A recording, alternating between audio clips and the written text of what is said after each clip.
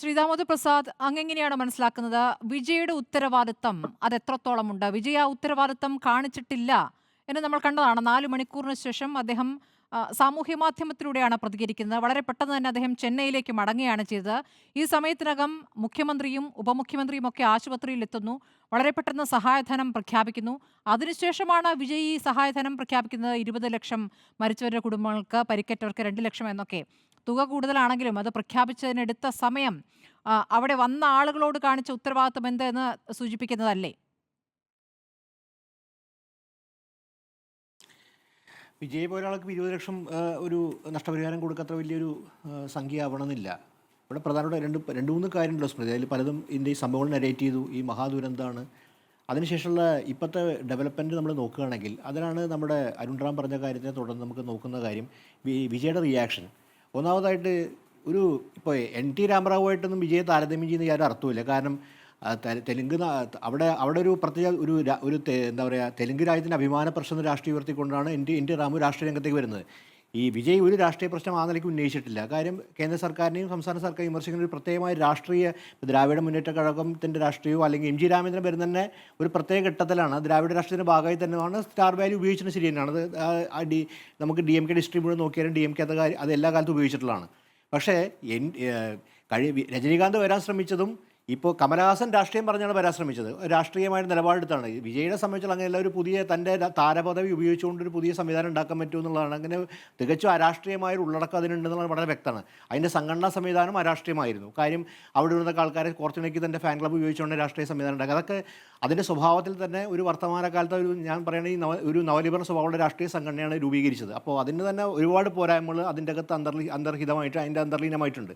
പ്രധാനപ്പെട്ട കാര്യം ഇപ്പോൾ ഈ വിജയ് ചെന്ന് നിൽക്കുന്ന ഒരു സാഹചര്യം നമുക്ക് നോക്കാം. കാര്യം DMK എതിർക്കുക BJP ഇതിൻ്റെ അകത്ത് നിങ്ങൾ നോക്കിയാൽ ഈ കഴിഞ്ഞ മണിക്കൂറിൽ BJPയുടെ നിലപാടുകളിൽ വലിയ തോതിൽ വിജയ് വിമർശിക്കുന്നതിൽ പിന്നോട്ട് പോയിട്ടുണ്ട്. എന്താ കാരണം?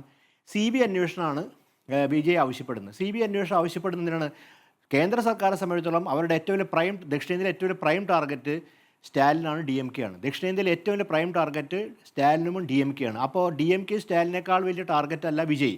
അവരെ സമയം വിജയ് എന്നുള്ളത് അവരെ സമയം ഒരു അണിയെ കൂട്ടിച്ചേർക്കുക, അല്ലെങ്കിൽ വിജയുടെ വോട്ട് ബേസ് വോട്ട് ബാങ്കൊക്കെ തന്നെ തങ്ങളിലേക്ക് ഏൽപ്പിക്കാനുള്ള ഗൂഢതന്ത്രം നടത്താൻ ഒരു തരത്തിലും മടിയില്ലാത്ത രാഷ്ട്രീയ പാർട്ടിയാണ് BJP. അപ്പോൾ BJPയുടെ രാഷ്ട്രീയത്തിന് അനുകൂലമായിട്ടൊരു സംവിധാനം അല്ലെങ്കിൽ നേരിട്ട് പ്രത്യക്ഷത്തിലല്ല ഈ CBI അന്വേഷണത്തിലൂടെയൊക്കെ സാധ്യമാക്കുന്നുള്ള കാര്യത്തിലാണ് നമ്മൾ സംശയിക്കണം. വിജയെ സംബന്ധിച്ചുള്ള 20 ലക്ഷം കൊടുക്കുക എന്ന് പറയുന്നത് ഒരു വലിയ തുകയൊന്നുമല്ല. കാര്യം അത്രയും സമ്പാദ്യത്തെ അയാൾക്കുണ്ട്. അയാളുടെ നേരിട്ട് ഉത്തരവാദിത്തം സംഭവിച്ച കാര്യമാണ്. അയാളുടെ സംഘടന പ്രാഥമിക സംഘടനയാണ്. ഈ ലാൽകുമാർ പറഞ്ഞ കാര്യം ഒരു വസ്തുതയാണ്. കാര്യം അവിടുത്തെ ജില്ലാ ഭരണകൂടത്തിൻ്റെ ഉത്തരവാദിത്തങ്ങളൊക്കെ ജുഡീഷ്യൽ അന്വേഷണം പുറത്തു കൊണ്ടുവരുന്നുള്ളൂ. പക്ഷേ പ്രാഥമികമായിട്ട് ആരുടെ ഉത്തരവാദിത്തമാണ്? വിജയുടെ ഉത്തരവാദിത്തമാണ്, വിജയുടെ സംഘടന ഉത്തരവാദിത്തം. അവരെ നിരുത്തരവാദിത്തമാണ് ഈ ദുരന്തത്തിലേക്ക് ചെന്ന് കലാശിച്ചത്. അപ്പോൾ അതിന് മറികടക്കാനുള്ളൊരു വിദ്യ നിലയ്ക്ക് ഈ ജുഡീഷ്യൽ അന്വേഷണം സ്വാഭാവികമായിട്ടും വിജയ്ക്കെതിരെ തിരിയാനും വിജയുടെ അറസ്റ്റ് ഉണ്ടാവാനും ഈ സംഘടന നാമാവശേഷമാകാനുള്ള സകല സാധ്യതയുണ്ട്.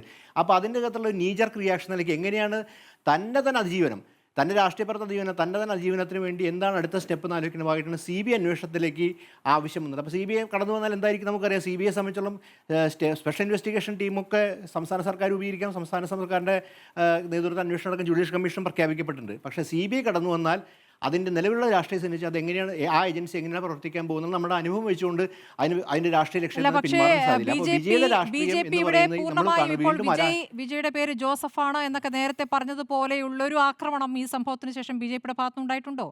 DMKക്കെതിരെയല്ലേ ശക്തമായി പ്രതികരിക്കുന്നത്? സർക്കാരിനെതിരെയാണ് കൂടുതൽ പ്രതികരിക്കുന്നത്. നാളെ ഒരു സഖ്യകക്ഷിയാക്കാൻ പറ്റുന്ന ഒരു രാഷ്ട്രീയ പാർട്ടിയായി TVKയെ കാണാമല്ലോ ഈ ഘട്ടത്തിൽ. അതാണ് അതിൻ്റെ പ്രധാനപ്പെട്ട കാര്യം. അപ്പോൾ നമ്മളിനി ഈ ദുരന്തത്തെ എങ്ങനെയാണ് BJP മുതലെടുക്കുന്നത് കൂടി നമ്മൾ മനസ്സിലാക്കേണ്ടത്. കാര്യം സൂക്ഷിച്ചു നോക്കണം. കാരണം DMKക്കെതിരെയുള്ള സംസ്ഥാന സർക്കാരിനെ കാരണം ദക്ഷിണേന്ത്യയിലെ പ്രൈം ടാർഗറ്റ് പ്രധാനപ്പെട്ട ടാർഗറ്റ് സ്റ്റാലിനും DMKയും ആണ്. BJP അപ്പോൾ കേന്ദ്ര സർക്കാർ ഇതിലെങ്ങനെയാണ് ഇത് ഉപയോഗിക്കാൻ പോകുന്നുള്ള കാര്യം കൂടി പ്രധാനപ്പെട്ട കാര്യം. അപ്പോൾ വിജയുടെ ആരാധന ബേസ് അതൊക്കെ തന്നെ ഇനി ആ രാഷ്ട്രീയത്തിന് അപ്രസക്തമായി കഴിഞ്ഞു. എൻ്റെ അഭിപ്രായത്തിൽ ഇന്നലെ ദുരന്തത്തോടെ തന്നെ രാഷ്ട്രീയം അപ്രസക്തമായി കഴിഞ്ഞു. ഇനി പെട്ടെന്ന് റിവൈവ് ചെയ്യാൻ എളുപ്പമായിരിക്കില്ല. തമിഴ്നാട് രാഷ്ട്രീയത്തിൽ എങ്ങനെയാണ് റിവൈവ് ചെയ്യുക എന്നുള്ള ഒരു പക്ഷേ അവന് കൂടുതൽ പറയാൻ പറ്റും. പക്ഷേ ഇപ്പോഴത്തെ വർത്തമാന സ്ഥിതി നമുക്ക് മനസ്സിലാക്കാൻ സാധിക്കുന്നതിനും BJP ഇതിലേക്ക് എങ്ങനെയാണ് BJP ഇപ്പോൾ തുടക്കത്തിൽ തന്നെ വിജയ്ക്കെതിരെ വിമർശനം ഉന്നയിച്ചത്. കാര്യം നമുക്കറിയാം, ഗോട്ടിൻ്റെ സമയത്തൊക്കെയാണ് അന്നത്തെ നോട്ട് നിരോധന പ്രശ്നം അവതരിപ്പിച്ചതിൻ്റെ പേരിലാണെന്ന് വിജയുടെ ജോസഫ് എന്ന പേര് പറഞ്ഞ് ആക്രമിച്ചത്. പക്ഷേ ഇന്നിപ്പോൾ ആക്രമണം അവരെ സംബന്ധിച്ചോളം തമിഴ്നാട് പിടിക്കാനുള്ള ഉദ്ദേശത്തിൽ, ദക്ഷിണേന്ത്യയിൽ കാലുറപ്പിക്കാൻ ഉദ്ദേശത്തിൽ അവർ സ്റ്റാലിനെതിരെയും DMK-ക്കെതിരെയാണ്. അതിനുവേണ്ടി ഒരുപക്ഷെ വിജയുടെ ഈ ഫാൻ ബേസ് കൂട്ടു നിൽക്കുമോ, എങ്ങനെയാണ് അതിൻ്റെ അകത്ത് രാഷ്ട്രീയം ഉരുത്തിരിയുക എന്നുള്ളതാണ് ഏറ്റവും പ്രധാനപ്പെട്ട കാര്യം. കാര്യം ഈ വലിയ ദുരന്തത്തെ എങ്ങനെയാണ് ഈ രാഷ്ട്രീയ പാർട്ടി ഉപയോഗിക്കാൻ പോകുന്നത്? കാരണം രാഷ്ട്രീയ പാർട്ടി എന്തായാലും ഉപയോഗിക്കും. അവരെ സംബന്ധിച്ചോളം ഈ നഷ്ടപരിഹാര തുകയൊക്കെ അവർ കൊടുക്കരുത്. പക്ഷേ അവരെ സംബന്ധിച്ചോളം രാഷ്ട്രീയം അതിജീവനം പ്രധാനപ്പെട്ട ഒരു കാര്യമാവുകയും അതുപോലെ രാഷ്ട്രീയം അധികാരത്തിൽ വരാനുള്ള ആവശ്യമുള്ളതുകൊണ്ട് അവരിതെങ്ങനെ ഉപയോഗിക്കാൻ പോകുന്നുള്ളതാണ് നമ്മൾ നോക്കിക്കണ്ടത്. അതിൻ്റെ ഒരു സൂചനയാണ് ഈ CBI അന്വേഷണത്തെക്കുറിച്ച് വിജയുടെ നിലപാട് നിന്ന് മനസ്സിലാക്കേണ്ടതാണ് എൻ്റെ തോന്നൽ. ശരി.